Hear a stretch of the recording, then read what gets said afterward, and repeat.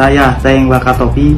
Dengan ini saya meminta maaf sebesar-besarnya kepada seluruh warga Indonesia dan juga warga desa Sukolilo. Tidak lupa juga dengan semua rekan-rekan rental mobil se-Jawa Tengah dan se-Indonesia Raya.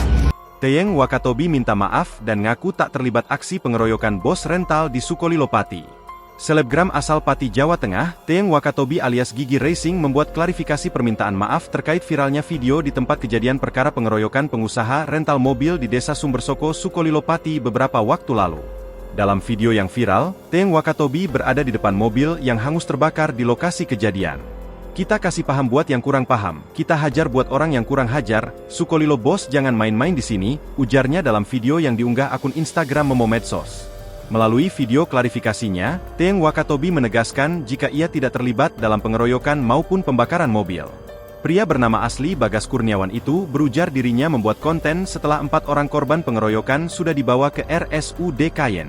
"Saya tidak ikut serta dalam pengeroyokan korban dan pembakaran unit mobil tersebut. Atas kejadian konten kemarin saya minta maaf sebesar-besarnya," tegasnya.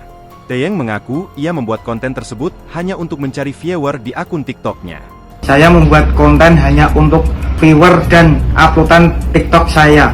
Saya membuat konten setelah korban sudah dibawa di IGD Kayen. Di konten tersebut, saya tidak ikut serta dalam pengeroyokan korban dan pembakaran unit mobil tersebut. Kita kasih paham buat orang yang kurang paham. Kita hajar buat orang yang kurang hajar. Sukolilo bos, jangan main-main di sini.